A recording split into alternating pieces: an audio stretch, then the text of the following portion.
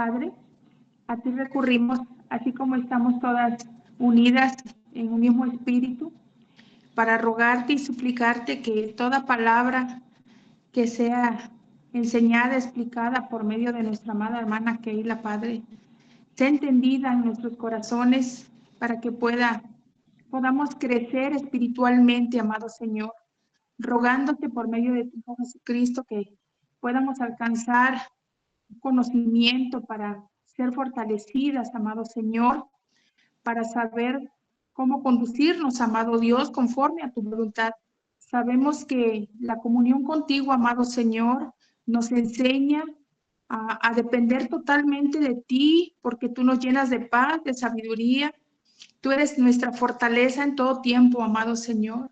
Sabemos que así como estamos, pues todas tenemos aflicciones, todas tenemos situaciones, algunas más fuertes que las otras, pero amado Dios, confiamos plenamente en ti porque tú de todas ellas nos sacarás, dice tu palabra, y lo creemos, amado Dios. Gracias te damos por esta tarde aquí en México, que nos permites, Padre, conectarnos así como hermanas de fe para estudiar más tu palabra, entenderla, prepararnos más, amado Señor. Gracias, totalmente te pedimos también, amado Dios, por cada una de mis hermanas, en el caso mío, que pues se han abierto sentidos de mi entendimiento para que pueda aprender un poco más. Tengo ese anhelo, tengo ese ánimo de seguir, de conocerte. Ahora sigue bien a ti, al Dios Todopoderoso, porque no hay como la enseñanza perfecta de tu palabra, amado Dios. Te agradezco con todo mi corazón por la vida de cada una de mis hermanas y por este día, amado Dios. Que tu paz esté en cada corazón y que estemos atentas a esta enseñanza. Y gracias por la vida de cada una de nosotras. En el nombre de Jesús, amén. Amén. Bueno, amadas hermanas, gracias a Dios hemos llegado a la lección número 7. Hoy día vamos a conocer qué importante es la presencia de Dios en nuestras vidas.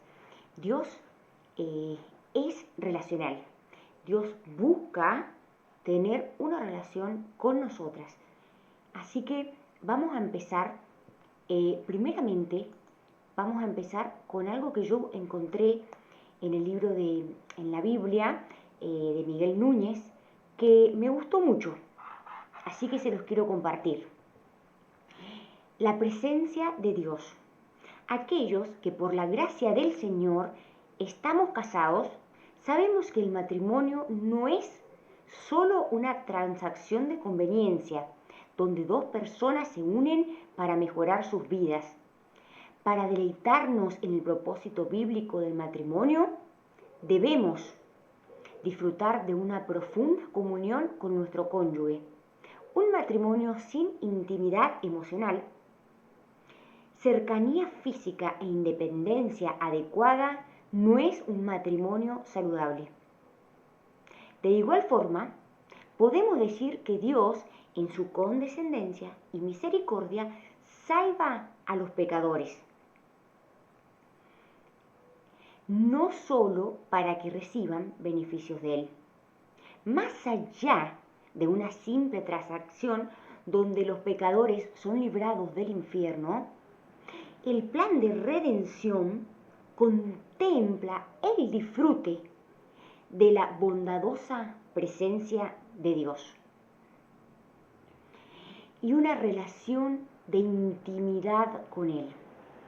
La mayoría de los dioses que se presentan en la mitología y en otras religiones son distantes e impersonales.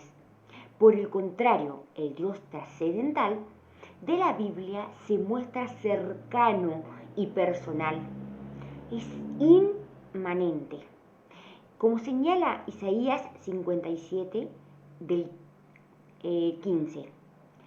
Porque así dice el alto y sublime que vive para siempre, cuyo nombre es santo.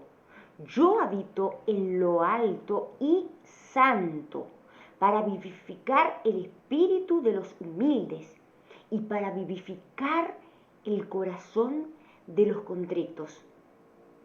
Por consiguiente, la presencia de Dios en la Biblia es un aspecto de primera importancia al momento de escribir y conocer a este Dios redentor. Este Dios no solo hace un acto de bondad al salvar a los condenados, Él participa de manera intencional en la vida de sus redimidos, al ser un Dios cercano. Al final, la mayor bendición de los redimidos es la cercanía de nuestro Dios. Quisiera resaltar que Dios es omnipotente. Él está en todo lugar. La Biblia nos muestra con claridad que Dios está presente para juzgar y derramar su ira contra pecadores. El infierno no es la ausencia de Dios, sino la presencia de un Dios santo que ejerce su ira contra aquellos que han violado su ley. Al referirnos a la presencia de Dios, estamos hablando de manera específica de la presencia bondadosa de Dios. Esta presencia de Dios es su cercanía para bendecir a sus hijos e hijas, que ya no son merecedores de su ira porque han sido redimidos por la sangre del Cordero. Entre los temas principales que se desarrollan en la Biblia se encuentra plasmada la realidad de la presencia de Dios en medio de su pueblo. Vemos la presencia de Dios representada en el huerto del Edén, en el tabernáculo y en el templo. Es donde Dios de manera simbólica habitaba. Por misericordia, Dios ha decidido habitar en medio de su pueblo. Es maravilloso esto que hemos leído. Es una introducción al tema que vamos a ver hoy. Me pareció muy importante. Cuando uno se va a casar y elige a alguien para casarse, se casa porque ama a esa persona. Entonces, si uno ama a esa persona, cuando se casa, tiene que buscar, cuando pasa el tiempo en el matrimonio, tiene que buscar guardar esa relación. ¿Qué sucede? Si nosotros dejamos de lado esa relación, nos centramos en nosotros mismos, si nosotras no apoyamos, no cultivamos ese amor continuamente, ese amor se va enfriando, esa relación se va perdiendo. Es un buen ejemplo para tomarlo con nuestra relación con Dios.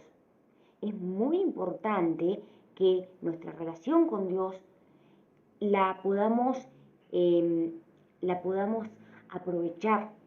A cada instante podamos darnos cuenta lo importante que es estar cerca de Dios, lo importante que es servir a Dios, al Dios vivo, y lo importante que es guardarla. Tenemos los medios de gracia y tenemos que aprovecharlos. El testimonio de la Escritura es que Dios desea una relación personal con su creación, especialmente con el hombre, quien ha sido creado a su imagen. Génesis 1:27. Esta es una de las verdades más grandes del cristianismo. Dios no es una cosa impersonal, incapaz de tener una relación con otros, y el hombre no es, y el hombre no es un accidente cósmico, a solas en el universo. Dios creó al hombre para que lo conociera y fuera objeto o beneficiario de su bondad. Cuando la relación del hombre con Dios fue rota por el pecado, Dios envió a su propio Hijo para que la relación pudiera ser restaurada. Todos los que han sido reconciliados con Dios por medio de la fe en su Hijo pueden tener la absoluta confianza de que Dios busca una relación personal, vital y creciente con ellos. Desde Génesis hasta Apocalipsis, las Escrituras presentan a Dios como uno que desea tener compañerismo con su creación, especialmente con el hombre, a pesar de su pecado. En un sentido muy real, la Biblia es un registro de Dios buscando a los hombres pecadores y obrando para restaurar su relación con ellos. Esta verdad se ve claramente incluso en la caída de Adán y Eva. Según Génesis 3, del 8 al 10, cómo el pecado de Adán afectó su actitud hacia Dios.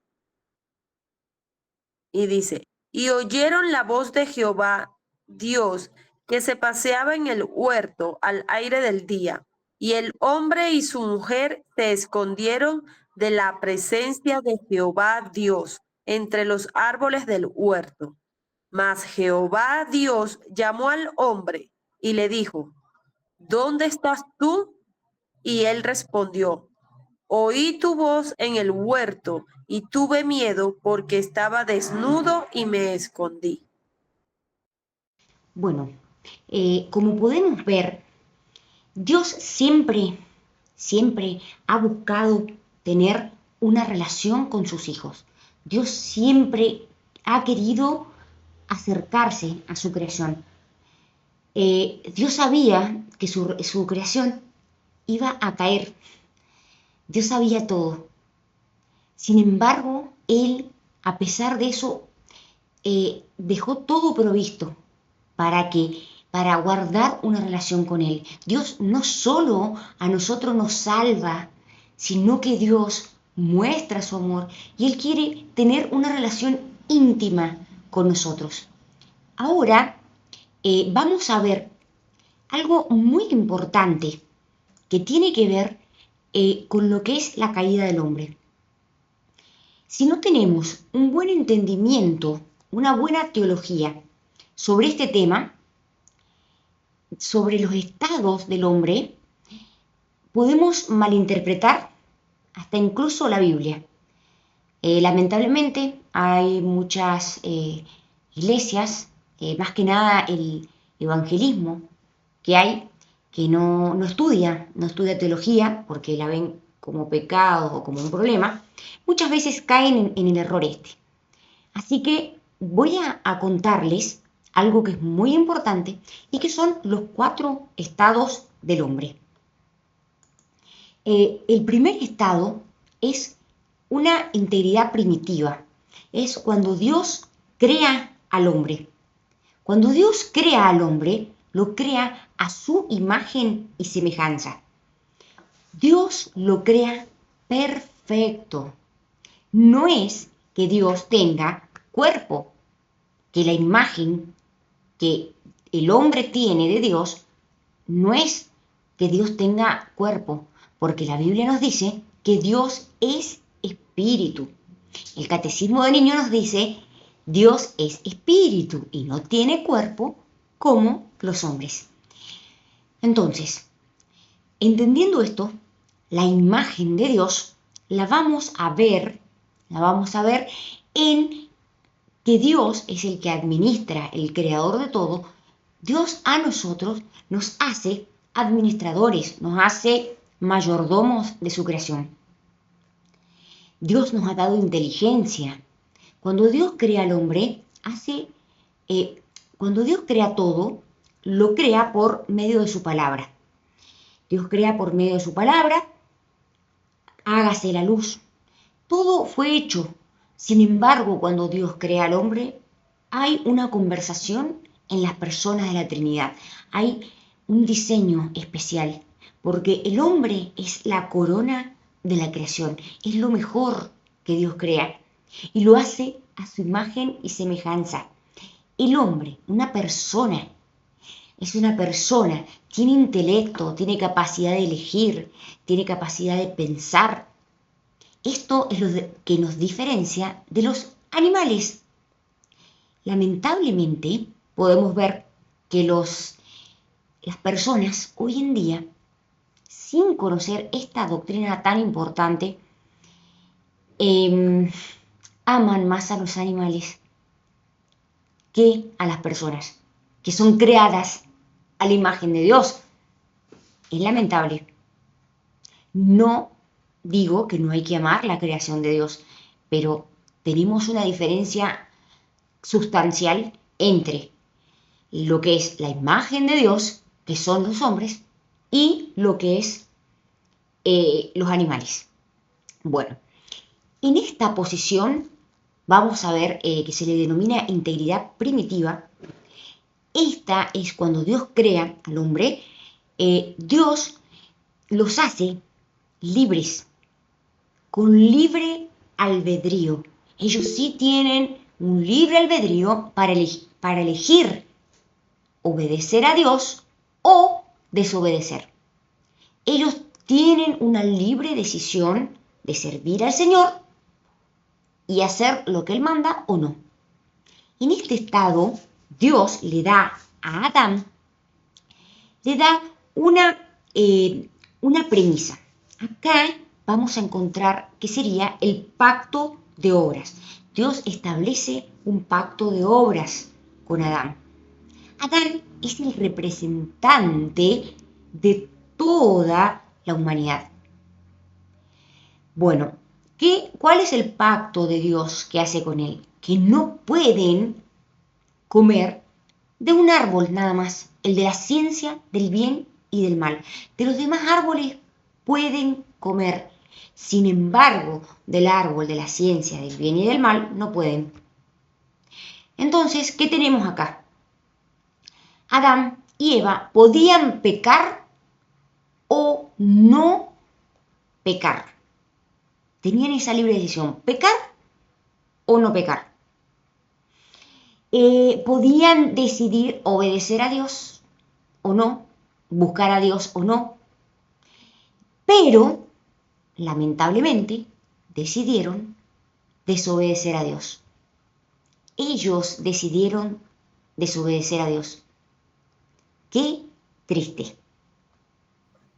Mi hermana, por ejemplo, eso del libre albedrío, o sea, ahí yo entiendo eso.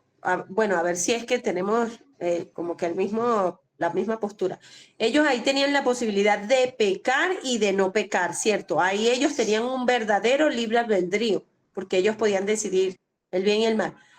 Nosotros, cuando Adán y Eva pecan, nosotros ya no tenemos ese libre albedrío, ¿cierto? Sí, hermana, es así. Ahora estamos hablando lo que es la integridad primitiva. Son 4 estados del hombre. Tenemos 4 estados. Entonces, ahora los vamos a seguir viendo mejor. El hombre primero, es capaz de pecar. El hombre es capaz de pecar o no pecar. Este es el estado primitivo, es el de la creación. El segundo estado es, el hombre no es capaz de no pecar. Este es luego de la caída. El tercer estado es que el hombre es capaz de no pecar. Esto es cuando ya es regenerado. Y luego tenemos la cuarta, que el hombre no es capaz de pecar, y es el estado de la glorificación. Ahora vamos a seguir. Primero vamos a ver la confesión de fe. Dice, el hombre en su estado de inocencia tenía libertad para querer y hacer lo que era bueno y agradable a Dios. Pero era inestable y podía caer de dicho estado. Dios le da esa oportunidad. ¿Qué es lo que nos dice el Catecismo de Spurgeon? Es muy bueno recurrir a estas cosas que Dios nos ha dejado, a este legado tan importante de estos teólogos que Dios ha utilizado, a estos maestros que Dios ha utilizado a lo largo de la historia, que han dedicado su vida a la predicación, han dedicado su vida a servir a Dios y a conocer. Así que bueno, ¿qué vamos a ver ahora? ¿Qué acto especial de providencia hizo Dios hacia el hombre en el estado en que fue creado? Cuando Dios creó al hombre, hizo un pacto con él, con la condición de una obediencia perfecta, prohibiéndole comer del árbol del conocimiento del bien y del mal. pena de muerte. So significa bajo pena de muerte. Si Adán o su posterioridad comían de ese árbol, ellos estarían bajo pena de muerte. Y como ya sabemos, cayeron y entró la muerte. En ese momento ellos no murieron instantáneamente, físicamente, pero se produjo una separación entre la relación que tenían con Dios, tan hermosa, y la relación de ellos. Se rompió la comunión con Dios. Antes Dios hablaba todos los días, visitaba el huerto. No sabemos si lo hacía en una manifestación en cuerpo, la verdad que no lo dice, pero ellos tenían una comunión íntima, maravillosa con Dios. Sin embargo, fue rota. Fue rota por el pecado. ¿Por qué? Porque Dios es santo, santo, santo. Y Dios no acepta ni un pecado. Dios no permite que pequemos. El pecado produce separación. El pecado produce muerte. La paga del pecado es muerte. Y entró la muerte en ellos.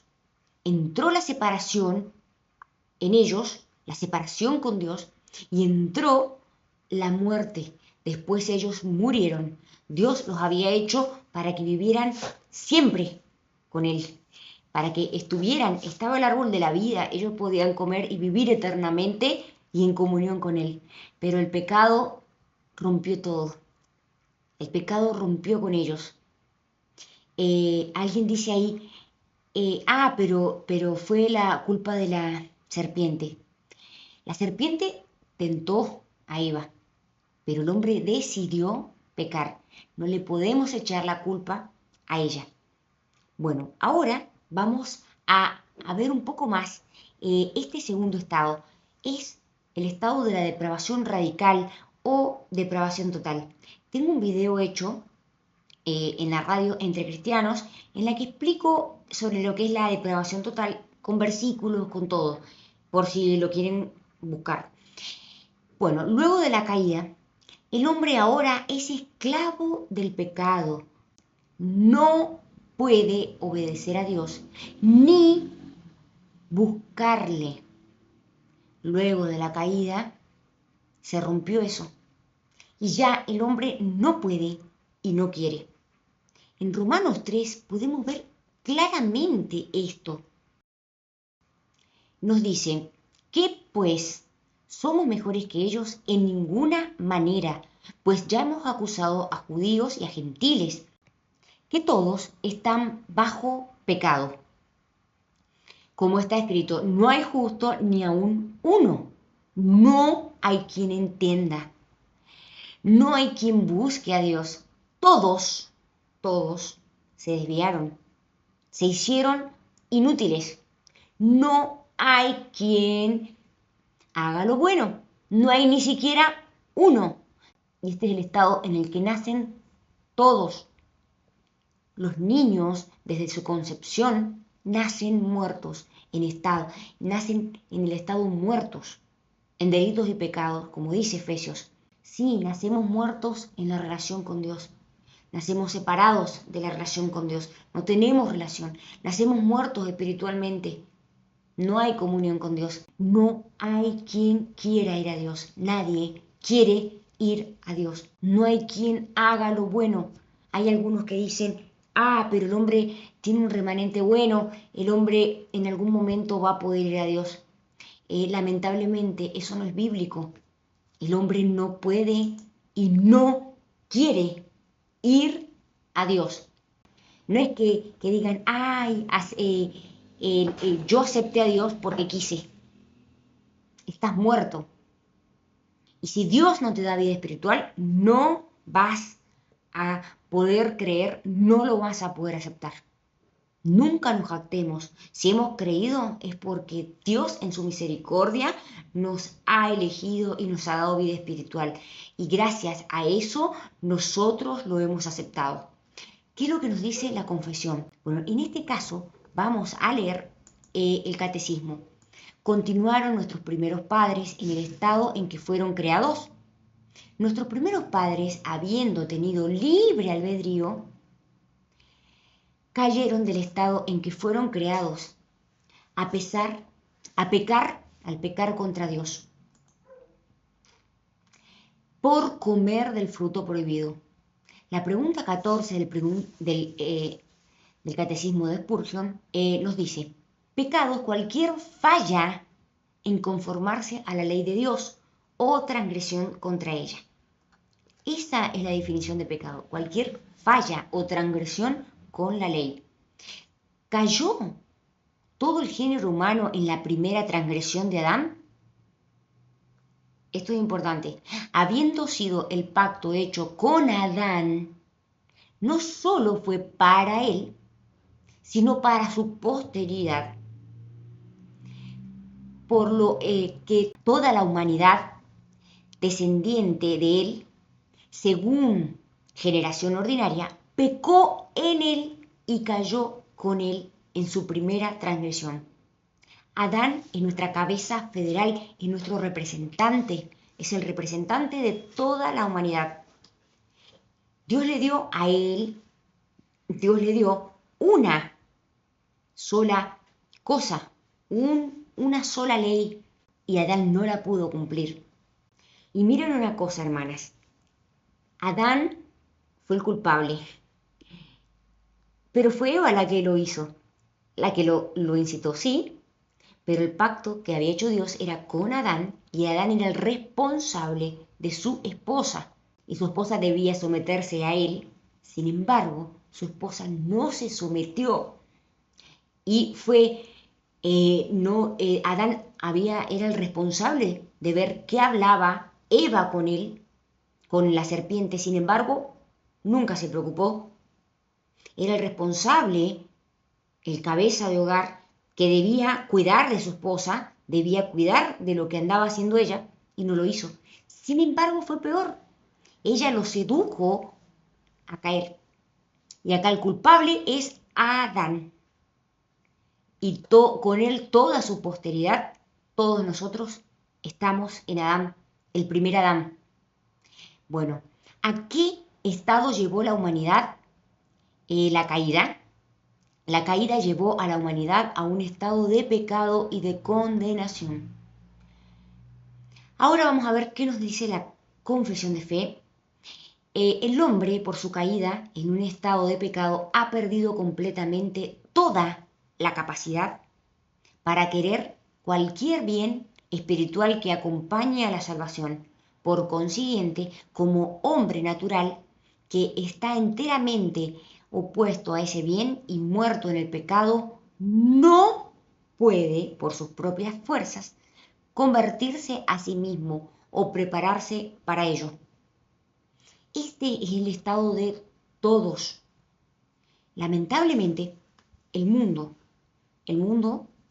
que no tiene la revelación que tenemos nosotros por medio de su palabra, el mundo entiende y cree, en esto está la psicología, creen que el hombre es así por culpa de lo que le ha pasado, que el hombre peca por culpa de los factores externos y que no es culpable, que el hombre es bueno. Creen que el hombre ha nacido bueno. Y eso no es bíblico, hermanas. No. Bueno, vamos a seguir ahora con el tercer estado. El tercer estado es capaz de no pecar. El hombre es capaz de no pecar. Bueno, ¿cómo es esto? ¿Cómo que el hombre es capaz de no pecar? El hombre que es capaz de no pecar es el hombre que ha nacido de nuevo. Un muerto no se puede dar a sí mismo vida espiritual. Necesita una obra redentora. Es Dios quien le da vida espiritual y lo hace a través de un llamamiento. Tenemos dos tipos de llamamiento, ya más adelante lo vamos a ver. Dios a través de un llamamiento le da vida espiritual. Es un llamamiento a través de su palabra, a través del Evangelio. Dios le da vida espiritual. Entonces, ¿qué pasa? Dios lo regenera. Hay una regeneración en Cristo. Cuando el hombre es regenerado por Dios, recién allí puede no pecar. Recién allí el hombre tiene ese libre albedrío y puede no pecar. Ahora, el hombre sí puede obedecer a Dios y buscarle. Entonces ahora, desde el momento en que el hombre ha sido regenerado, entonces en ese momento ya el hombre tiene la posibilidad de no pecar. ¿Qué nos dice Gladys? La Biblia enseña con claridad que nuestros padres originales cayeron en pecado. Después, todo ser humano ha nacido con naturaleza corrupta y pecaminosa. ¿Qué nos dice la confesión de fe? Cuando Dios convierte a un pecador, lo traslada al estado de su gracia. Lo libra de su esclavitud natural bajo el pecado y por su sola gracia lo capacita para querer y obrar libremente lo que es espiritualmente bueno. Sin embargo, ni perfecta ni únicamente lo que es bueno, sino también quiere lo que es malo. Tenemos un resto de corrupción. No estamos aún en cuerpos glorificados y no vamos a poder no pecar. En este estado, el hombre es capaz de no pecar, es capaz de hacer buenas obras inspiradas por el Espíritu. Estas obras han sido preparadas desde antes de la fundación del mundo, como nos dice Efesios. Pero el hombre también no es capaz de pecar y puede pecar. Entonces, tiene esas dos opciones ahora. Dios, al darle una nueva vida, la regeneración es una nueva vida. Dios nos da una nueva vida, una vida espiritual. Cuando Dios regenera al cristiano, pasa de muerte a vida. Hay una transformación. No es que Dios nos da un toque mágico, nada más, como algunos pueden pensar, no. Dios cambia nuestra naturaleza. Por eso no podemos volver a la naturaleza anterior y por eso no podemos perder nuestra salvación. Dios cambia nuestra naturaleza. Pasamos, como dice, en el juicio de las naciones. Pone las cabras de un lado y las ovejas de otro. Nosotros nacemos por naturaleza cabras, nacemos malos. Sin embargo, cuando creemos, Dios nos transforma, nos da una nueva naturaleza y ya no volvemos atrás. Sí, vamos a pecar, por supuesto. Dios nos transforma en ovejas. Sí, vamos a pecar, pero esto no nos va a afectar para nuestra salvación, porque nuestra salvación no depende de nosotros. Depende de Dios. Entonces, alguno puede decir, entonces, si no perdemos nuestra salvación, podemos pecar libremente. No, una nueva naturaleza no te va a dejar pecar, porque el Espíritu Santo va a vivir dentro tuyo y el Espíritu Santo va a trabajar para que no peques. El verdadero cristiano cuando peca se arrepiente, llora por su pecado. ¿Por qué? Porque tiene una nueva naturaleza, porque el Espíritu Santo está dentro de él. Entonces no lo va a dejar pecar y si va a pecar se va a arrepentir. Entonces, pero hay una lucha muy grande con el pecado. Hay algunos que dicen, por lo general los que defienden que la salvación se pierde, dicen, si la salvación no se pierde, entonces, ¿por qué tengo tanta lucha con el pecado? ¿Por qué? Pero no es eso. Nosotros tenemos lucha con el pecado porque estamos en este estado 3, que el hombre es capaz de no pecar, pero también es capaz de pecar. Pero Cristo pagó por nuestros pecados en la cruz. Entonces, vamos a tener una lucha, pero no es para perder nuestra salvación. Es una lucha con nuestra santificación. Bueno, ahora vamos a estudiar un poquito más qué es lo que es la regeneración. Tenemos a este teólogo por excelencia, que es Luis Berkhoff, y vamos a ver qué es lo que nos dice.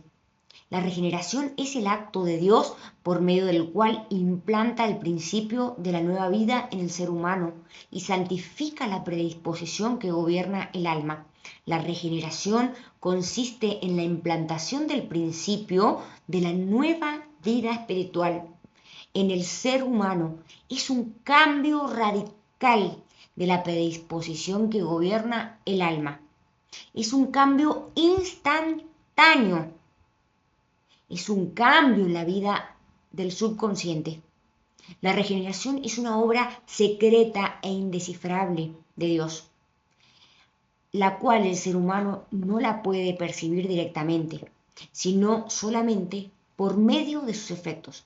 No vamos a ver cuando alguien cambia, pero vamos a ver sus efectos. ¿Por qué?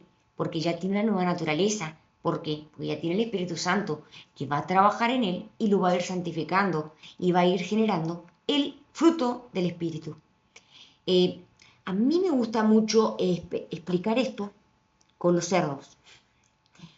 Es mejor forma de explicar lo que el hombre nace como un cerdo y cuando Dios le da una nueva vida espiritual se convierte en una oveja.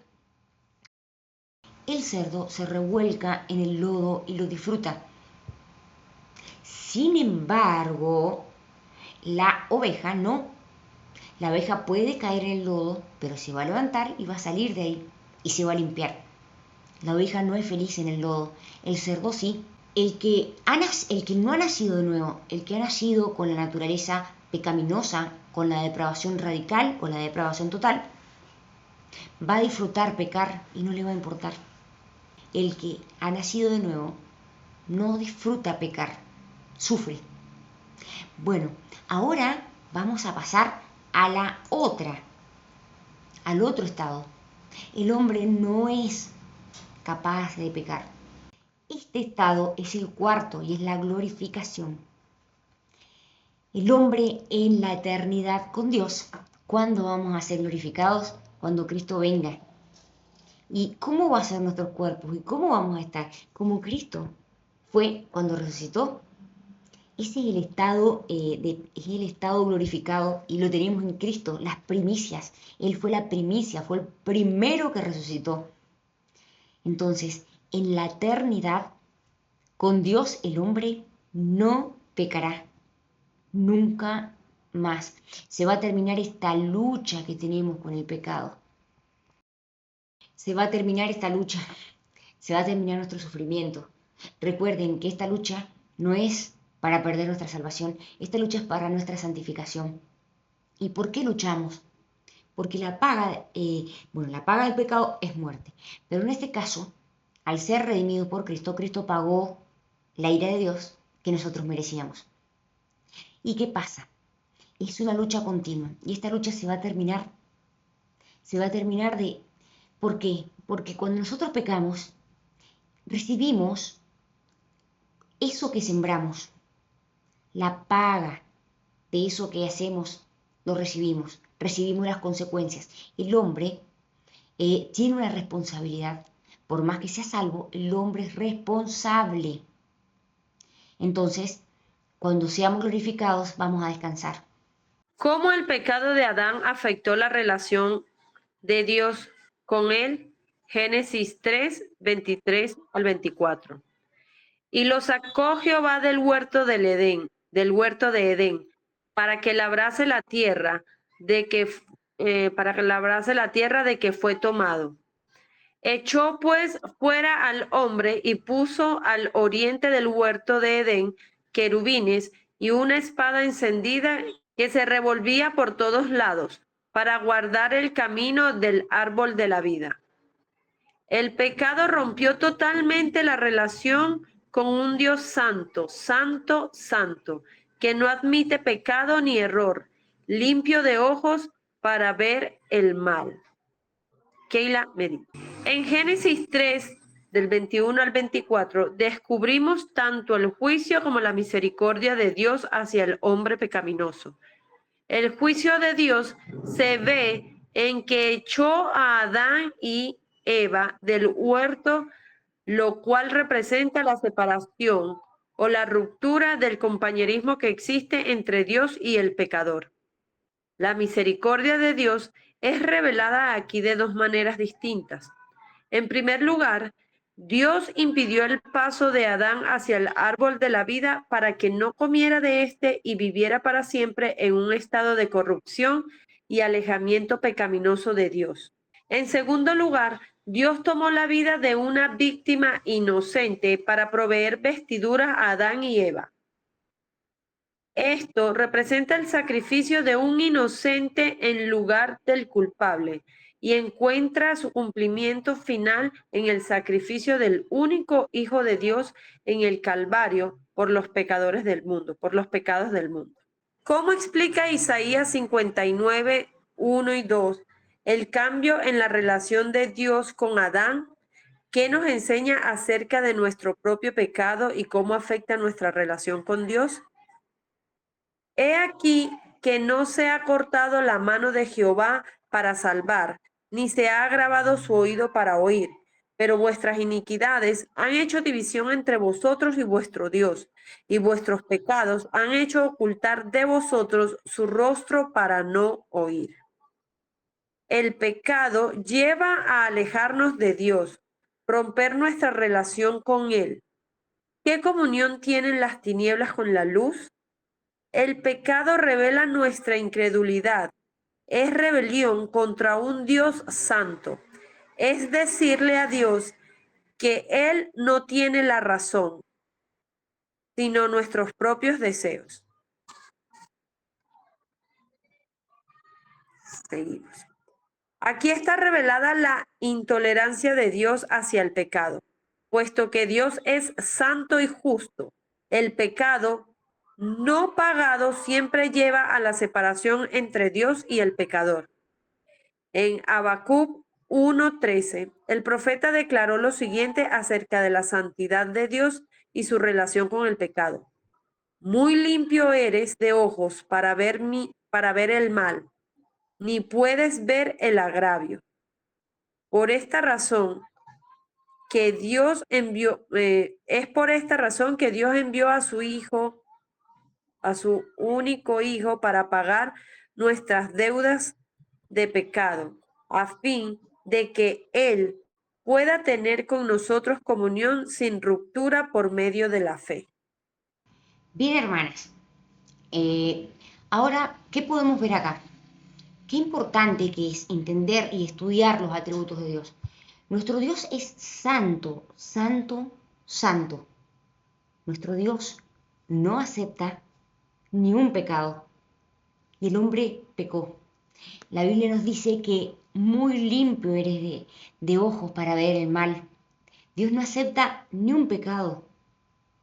Lamentablemente muchos se piensan de que Dios los va a aceptar porque ellos no hacen grandes pecados, porque quizás no están en adulterio, no están en fornicación, porque quizás, no sé, porque no roban, no matan. Entonces dicen, bueno, Dios me va a perdonar mi pecadito que mentí, o quizás pensé mal de alguien, o quizás peleé con mi esposo, o quizás peleé con mis hijos.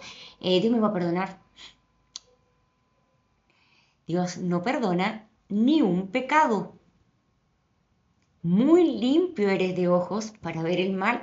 Dios es santo, santo, santo. Y Dios no acepta ni un pecado. Bastó un pecado para ser expulsado del Edén. Bastó un pecado para romperse la comunión íntima con Dios. Entonces, aquellos que creen que su salvación la van a poder sostener con sus obras, ¿en dónde queda? ¿Esto es producto de Dios? Solamente de Él, de Cristo, que pagó por todos los pecados. No pagó por un pecado y después por otro y después por otro, no. Cristo pagó por todos los pecados. Entonces, ¿qué pasa? tenemos que creer a Dios. Dios quiere tener una relación con nosotros. Dios quiere y Dios busca tener una relación con nosotros. Y por eso el primer ejemplo que vemos que Dios quiso tener una relación con nosotros fue cuando Dios mata a un animalito. Dios mata a un animalito, derrama sangre.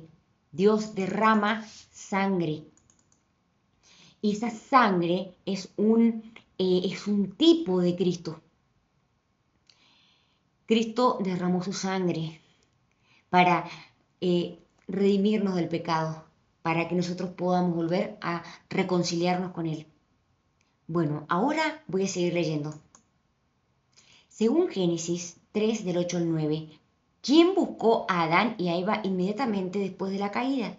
¿Qué nos enseña esto acerca del carácter de Dios y su deseo de tener una relación personal con el hombre caído?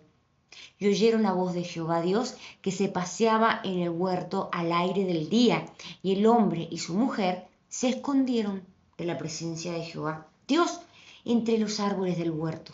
Mas Dios llamó al hombre y le dijo: ¿dónde estás tú? Esto es lo que hace el pecado. El pecado nos trae vergüenza, el pecado nos aleja de Dios, el pecado nos da, es muy malo. El pecado nos aleja, rompe la relación con Dios, pero Dios es misericordioso. Dios es misericordioso, hermanas. Sabe nuestra debilidad y Dios mismo quiso entablar una relación rota con el hombre. Dios aborrece el pecado y aborrece al pecador. La relación, sin embargo, Dios, en su gran misericordia, preparó los medios para poder relacionarse con nosotros. Según Hechos del 17, del 26 al 27, ¿por qué Dios ha determinado soberanamente los tiempos y los lugares en los cuales todos los hombres nacen y viven? ¿Cómo esto demuestra que Dios es relacional y desea tener una relación personal con el hombre caído? Y de una sangre ha hecho todo el linaje de los hombres para que habiten sobre toda la faz de la tierra, y les ha dado y ha prefijado el orden de los tiempos y los límites de su habitación para que busquen a Dios, si en alguna manera palpando puedan hallarle, aunque ciertamente no está lejos de cada uno de nosotros. Voy a hablar un comentario mío. Estos KM son mis comentarios. Dios hace un llamado general a todos. Dios quiere que todos se salven. Sin embargo, debemos hacer distinción entre el llamado general y el llamado eficaz. El primer llamado es a todos. El segundo llamado es solo a los escogidos. Ahora tenemos que entender algo que es muy importante. El universalismo dice de que Dios provee y le da y Dios hace que todos se salven. Pero depende del hombre decidir si lo puede aceptar o no. Le da como que Dios murió por todos, que Jesús murió por todos, pero su sangre derramada se hace eficaz en algunos que quieren aceptarlo. Y eso es totalmente antibíblico. Entiendo que es una doctrina muy difícil de entender, pero bueno, vamos a ir de a poco. ¿Qué es lo que nos dice Juan 6:44? Ninguno puede venir a mí si el Padre que me envió no le trajere, y yo le resucitaré en el día postrero. Acá queda demostrado que nadie va al Padre si el Padre que le envió no le traje. Si el Padre no, si nadie va al Hijo si el Padre no le lleva. ¿Y cómo los lleva? Por el llamamiento eficaz. ¿Y a quién llama eficazmente? A sus elegidos. Lamentablemente, Dios en su llamado general, Dios quiere que todos sean salvos, pero Dios, porque Él quiso salvar a algunos, no a todos. Antes de la fundación del mundo, Dios eligió a algunos, no eligió a todos. Dios vio que todos iban a pecar y que todos iban a caer y que iban a amar más el pecado que a Él y que no iban a poder salvarse nunca por sus propias obras. Entonces Dios elige a algunos, Dios no elige a todos. Y esto es un motivo de gloria porque Dios nos eligió. Dios nos ha elegido, somos sus elegidas, y no porque lo íbamos a elegir después, no. Porque tuvo misericordia de nosotras, de lo vil del mundo nos eligió, dice la Biblia. Esto es grandioso. Y ahora alguno puede pensar, entonces si Dios eligió a algunos y a otros no, entonces Dios es injusto.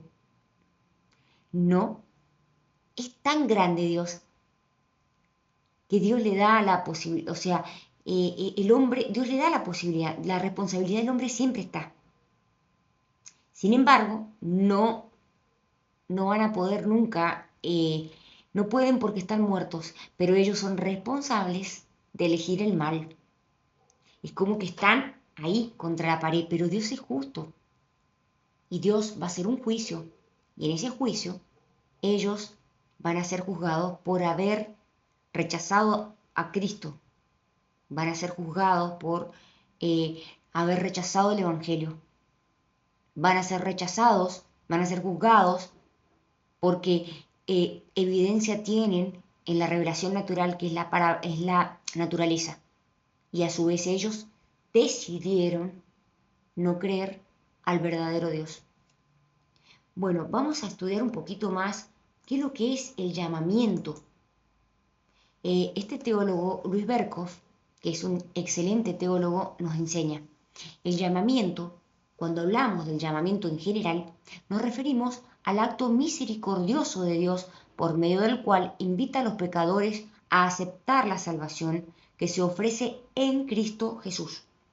Es una obra del Dios Trino y por eso se le atribuye al Padre y al Espíritu Santo. Este llamamiento puede ser externo o interno. Dios es el autor de ambos llamamientos. El Espíritu Santo opera en ambos, y en ambos la palabra de Dios se emplea como un instrumento. Sin embargo, existen diferencias importantes.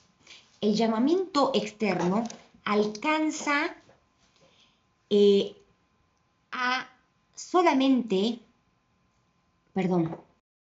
llamamiento externo alcanza a todos aquellos que escuchan la palabra, mientras que el llamamiento interno alcanza solamente a los elegidos. El llamamiento externo como tal, es decir, sin la obra especial del Espíritu Santo, afecta solamente la vida natural, mientras el llamamiento interno afecta la vida interior o espiritual. El llamamiento interno hace que el llamamiento externo sea efectivo para la salvación. Es imposible negar a Dios. Cuando Dios te llama, es imposible. Cuando Dios te da vida espiritual, es imposible que el hombre lo niegue. Sí, nosotros aceptamos a Dios.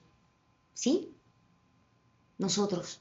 Pero luego de haber sido regenerados, luego de tener vida espiritual, ahí entendemos el Evangelio, entendemos que merecemos la ira de Dios y merecemos su condenación por nuestro pecado y necesitamos de un Salvador.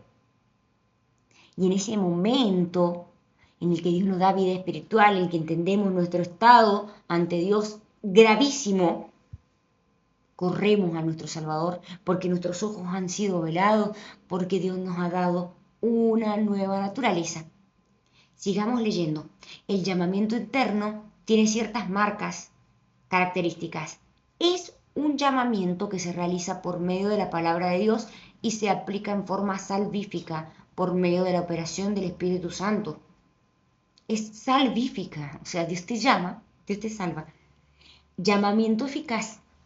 Es un llamamiento potente, es decir, es un llamamiento que logra eficazmente la salvación. Ahí están los versículos. Es un llamamiento irrevocable, que no cambia y que jamás da marcha atrás. La persona llamada recibirá la salvación con absoluta certeza. Nadie lo va a negar. Según Lucas 19:10, ¿por qué Dios envió a su Hijo a la tierra? ¿Cuál fue el propósito de su encarnación? ¿Cómo esto demuestra que el Dios es relacional y desea tener una relación con el hombre caído? Porque el Hijo del Hombre vino a buscar lo que se había perdido. Dios quiere restaurar la relación con nosotros. Por eso mismo, mandó a su Hijo a que viniera a vivir y a cumplir la ley que no podíamos cumplir y a pagar los pecados que no podíamos pagar. Dios, antes de restaurar una relación con nosotros, necesita primero santificarnos, limpiarnos y darnos una nueva naturaleza. Necesita regenerarnos. Recordemos que un Dios santo no acepta ningún pecado. Entonces, para restaurar esa relación, que Él quiere tener esa relación con nosotros, primero nos tiene que santificar. La santificación que obtenemos en el momento que tenemos la vida espiritual es una santificación posicional. Esa santificación es que Dios nos ve santos. Santos. Somos santos ante Dios, pero no es por nosotros, sino por los méritos de Cristo. Nosotros somos santos porque Dios nos mira a través del filtro de Cristo. Dios mira a Cristo y nos mira a nosotros. Dios mira su sangre y nos mira a nosotros. Y en ese momento, Dios nos ve santos. Si no, no nos podría mirar. Si no, Dios no nos podría escuchar. Dios nos escucha y Dios nos ve santos. Por eso, es importante notar que esta declaración fue hecha durante la visita de Jesús a la casa de Zaqueo, el versículo que leímos más arriba, quien era un recolector de impuestos y un pecador de mala reputación. Zaqueo mismo admitió que había estafado a otros para enriquecerse. El relato de Lucas de esta reunión entre Jesús y Zaqueo simplemente ilustra la verdad que Jesús declaró en Lucas 19:10. Él vino a buscar lo que se había perdido. Un perdido nunca puede aceptar a Dios por sí solo. Es perdido. Está perdido. Nuestra naturaleza, nuestra depravación total, depravación radical, nunca lo íbamos a aceptar a Dios. Según los siguientes versículos, ¿qué ha logrado el Hijo de Dios para que la relación rota con el hombre, del hombre con Dios, pueda ser restaurada? Mas Dios muestra su amor para con nosotros en que, siendo aún pecadores, Cristo murió por nosotros.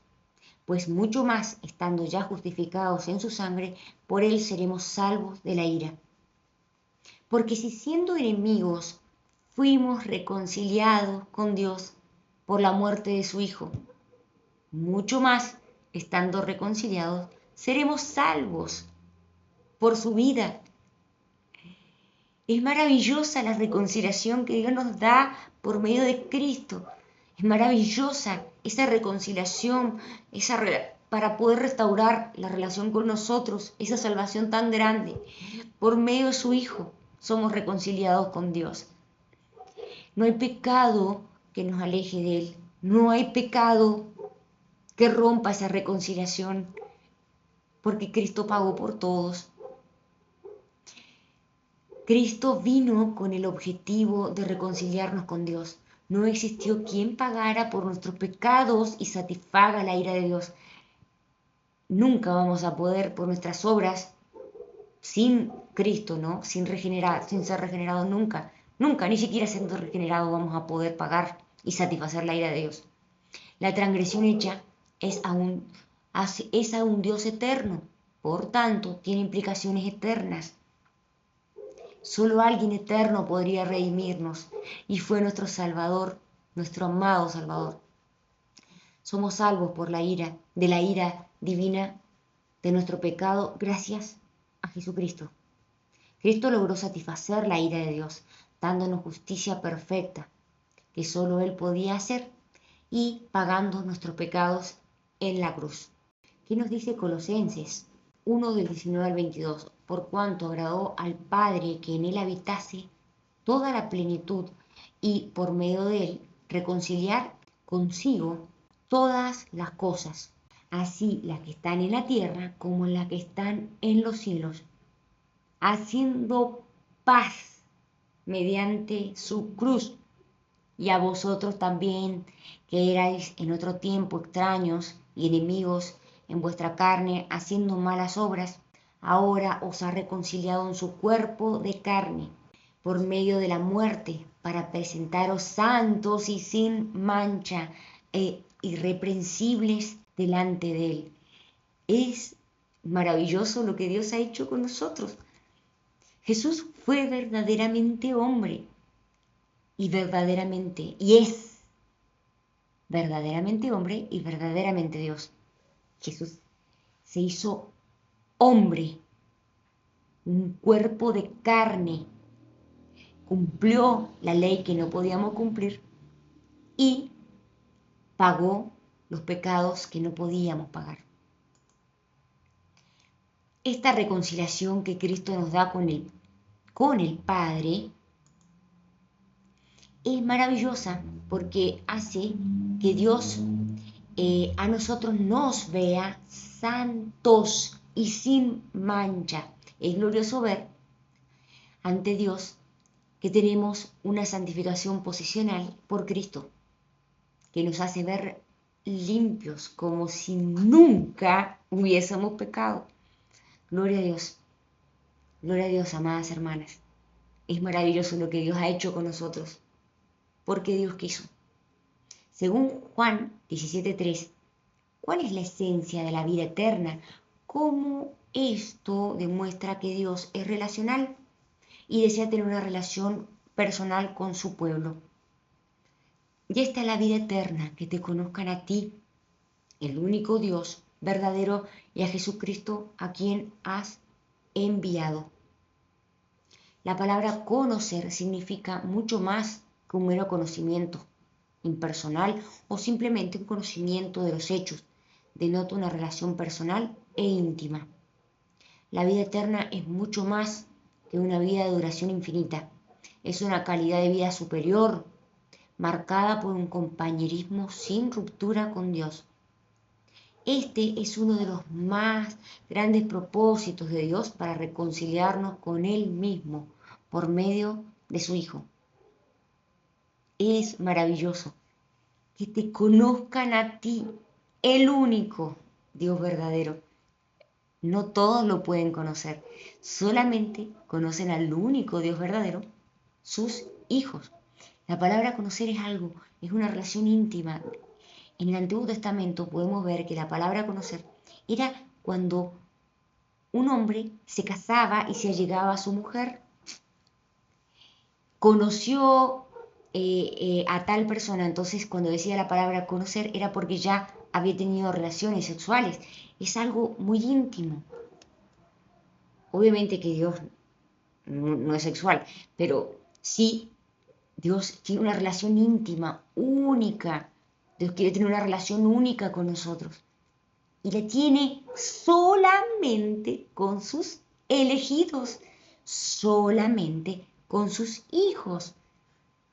Es una relación que se da en el momento en que ya ha sido regenerado, en que el hombre ya ha sido sellado por el Espíritu Santo y no vuelve atrás.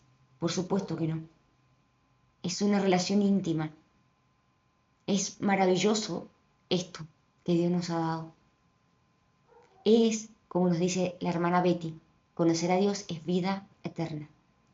Gloria a Dios. Gloria a Él. Aleluya.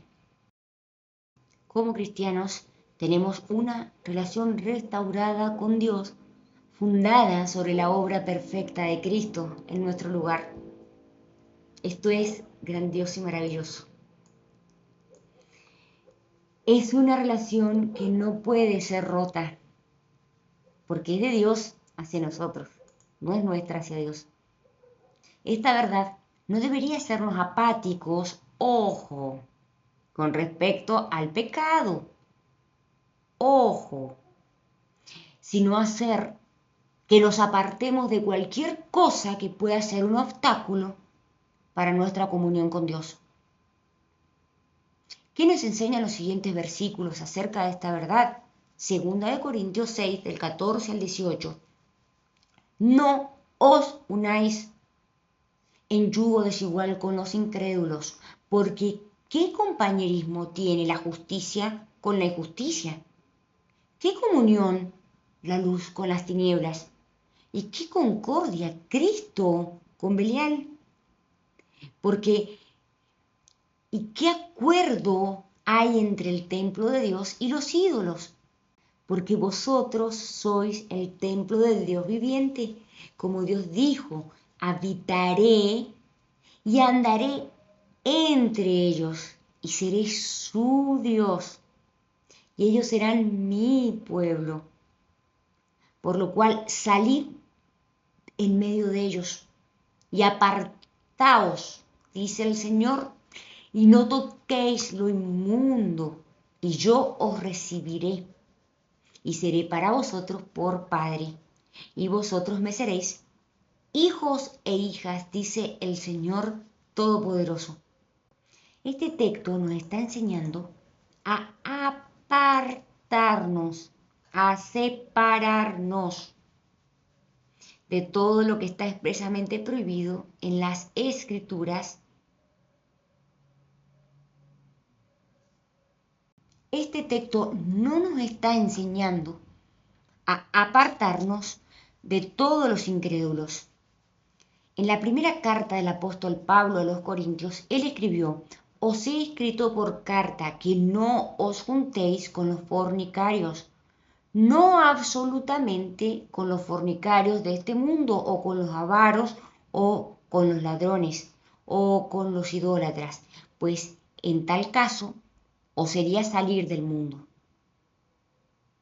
La idea de 2 Corintios es que debemos apartarnos de todo lo que está expresamente prohibido en las Escrituras o de lo que nos conduce al pecado. 2 Timoteo 2:19, pero el fundamento de Dios está firme, teniendo este sello: conoce el Señor a los que son suyos, y apártese de iniquidad todo aquel que invoca el nombre de Cristo. La expresión apártese se traduce de la palabra griega apistemi, la cual significa retirar, quitarse, marcharse o irse.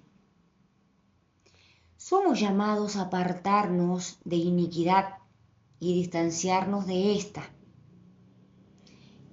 Un regenerado, como hemos dicho, ya no es más un cerdo que disfruta del pecado, es una oveja, ya tiene una nueva naturaleza.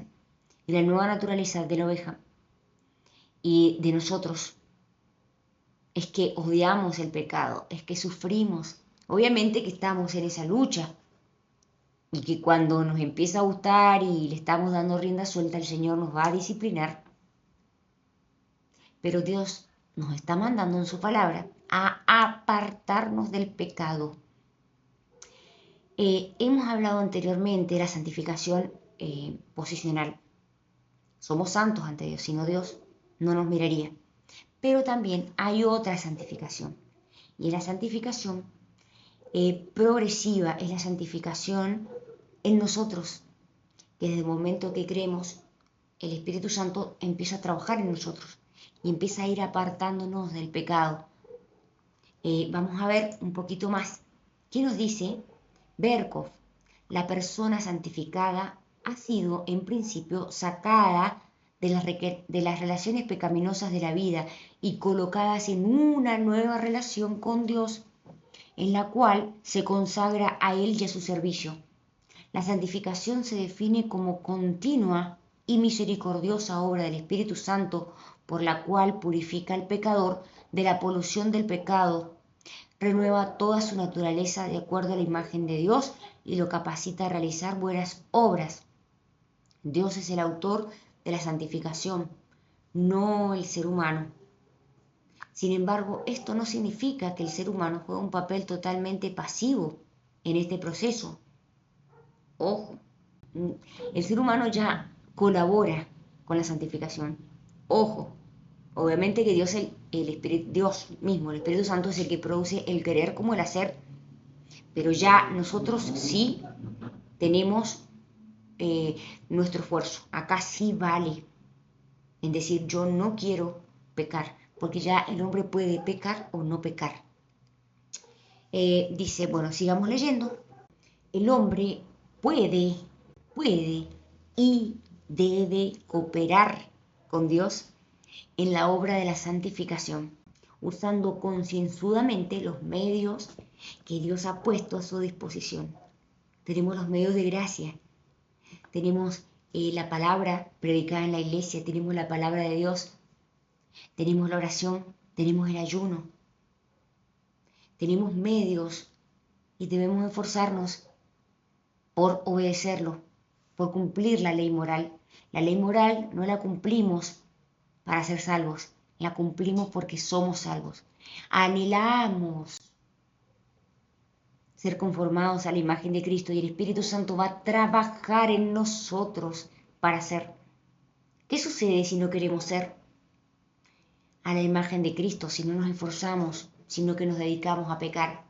Vamos a entristecer al Espíritu Santo, pero el Espíritu Santo no se va a ir, pero sí el Espíritu Santo nos va a disciplinar y vamos a pagar por el pecado que nos estemos dando a rienda libre. Si nos estamos dedicando a pecar y estamos entristeciendo al Espíritu Santo, si entristecemos al Espíritu Santo porque dejamos de orar o porque dejamos de cumplir con su palabra, vamos a sufrir. Vamos a sufrir nosotros, no Dios. Vamos a sufrir y Dios nos va a enderezar y nos va a doler, pero Dios es necesario porque Dios va trabajando en nosotros. Sigamos leyendo. Como ya hemos declarado, el creyente tiene una relación con Dios restaurada que está fundada sobre la obra perfecta de Cristo. Sin embargo, esta verdad no debería llevar a la apatía. No solo debería tener como resultado apartarnos del pecado, sino que también resulta en nuestra búsqueda activa de Dios para cultivar una relación más profunda con Él, que nos enseñan los siguientes versículos acerca de esta verdad. En Oseas 6:3 dice, y conoceremos y proseguiremos en conocer a Jehová. Como el alba está dispuesta su salida y vendrá a nosotros como lluvia y como la lluvia tardía y temprana a la tierra. Salmos 27:4 dice, una cosa he mandado a Jehová y esta buscaré, que esté yo en la casa de Jehová todos los días de mi vida, para contemplar la hermosura de Jehová y para inquirir en su templo. El Salmo 27:8 dice, mi corazón ha dicho de ti, buscad mi rostro, tu rostro buscaré, oh Jehová. El ser regenerado tiene a Dios dentro suyo, ya no está más solo, tiene una nueva naturaleza, pasó de ser cerdo a oveja, por obra pura de Dios. No disfrutará revolcarse en el pecado, como ya lo hemos dicho anteriormente. Se esforzará a buscar la voluntad de Dios. No podrá estar cómodo pecando porque el Espíritu nos convence de pecado, nos reprende y nos guía. Nuestro esfuerzo ya es imposible. Es posible. Ya nuestro esfuerzo es posible. Porque por medio del nuevo nacimiento tenemos la posibilidad de pecar, de no pecar. Y aunque pequemos, ya no somos esclavos del pecado. Esto es importante, porque el diablo te va a atar y te va a decir que sos esclavo. de ese pecado que te atormenta. No, en nuestra nueva naturaleza, con el Espíritu Santo, ya no somos más esclavos del pecado. Vamos a poder decirle que no. Es sumamente importante no contristar al Espíritu, es decir, no dejar actuar a nuestra naturaleza pecaminosa. Como cristianos, no solamente tenemos la responsabilidad de velar por nuestra relación con Dios, sino también la responsabilidad de anunciar el Evangelio a otros, para que ellos también tengan la misma relación restaurada con Dios. ¿Qué nos enseña a 2 Corintios 5, del 18 al 20 acerca de esta verdad? Y todo esto proviene de Dios, que nos reconcilió consigo mismo por Cristo y nos dio el ministerio de la reconciliación, que Dios estaba en Cristo reconciliando consigo al mundo, no tomándole en cuenta a los hombres sus pecados, y nos encargó a nosotros la palabra de la reconciliación. Así que somos embajadores en nombre de Cristo, como si Dios rogase por medio de nosotros, o rogamos en el nombre de Cristo. Reconciliaos con Dios.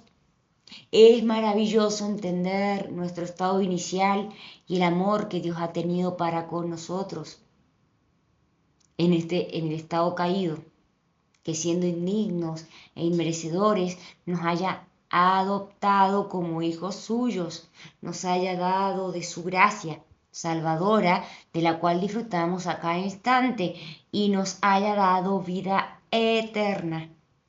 ¿No es este motivo suficiente para salir corriendo a contar todo lo que Dios ha hecho por nosotros? Que Dios nos ayude, hermanas, amadas hermanas, a ser agradecidos en todo tiempo, de tomar en serio este honor que nos ha dado de ser embajadores en nombre de Cristo, para rogar en nombre de Cristo al mundo, reconciliados con Dios. ¿Pueden entender lo grandioso que es esto? Que Dios nos abra los ojos del entendimiento. Ahora ya hemos terminado con la clase. Vamos a leer lo que sería la aplicación de esta clase. La presencia de Dios es de vital importancia. De hecho, es el fin del creyente y fuimos redimidos para disfrutar de dicha presencia. El cielo sin Dios no es el cielo.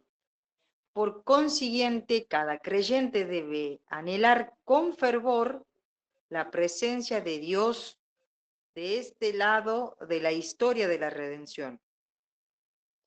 Un día estaremos cara a cara frente a Él. Mientras tanto, experimentamos su cercanía a través de los medios de gracia, el congregarse, el estudio de la palabra, la oración y la comunión. La presencia de Dios es la bondad de Dios. Es nuestro bien porque en la presencia de Dios somos transformados. 2 Corintios capítulo 3, 18. Esta presencia cambió a Isaías, como leemos en el capítulo 6 de su libro. La presencia de Dios infundió valentía a Esteban al morir como un mártir, y es la misma que transformó a Pablo cuando iba a camino a Damasco. Contemplamos a Dios y somos diferentes. La presencia de Dios que se alejó del ser humano después de la caída y que fue representada en el desierto por una columna de nube y una columna de fuego, hoy el creyente la experimenta por la morada del Espíritu Santo en él, gracias a la obra de Cristo en la cruz. Entonces, la cruz es el puente a través del cual cruzamos y nos acercamos a nuestro buen Dios. José Lo Mercado. Bendito Padre Celestial, perdona nuestros pecados, nuestros errores. Gracias, soberano Señor, por este tiempo. Bendice a nuestra hermana Keila, bendice este ministerio, este trabajo de amor, que su palabra siga creciendo y siga infundiéndonos su paz, su gozo, su fortaleza, sabiendo, Señor, que tú eres nuestra verdadera alegría, nuestra razón, nuestro motivo, nuestra felicidad, nuestra gracia, eres nuestro todo, Padre. Soberano Señor, todas nuestras debilidades y fallas delante de tu presencia, rogándote, Señor, que se acuerde de cada necesidad, de cada petición. Ten piedad, Señor, de todos los postrados, enfermos, necesitados, desahuciados, y sobre todo de los que mueren sin conocerte, Padre. Que su palabra alcance a los rincones del mundo entero. Ten misericordia y piedad de nosotros, por el nombre de tu Hijo Jesucristo. Amén.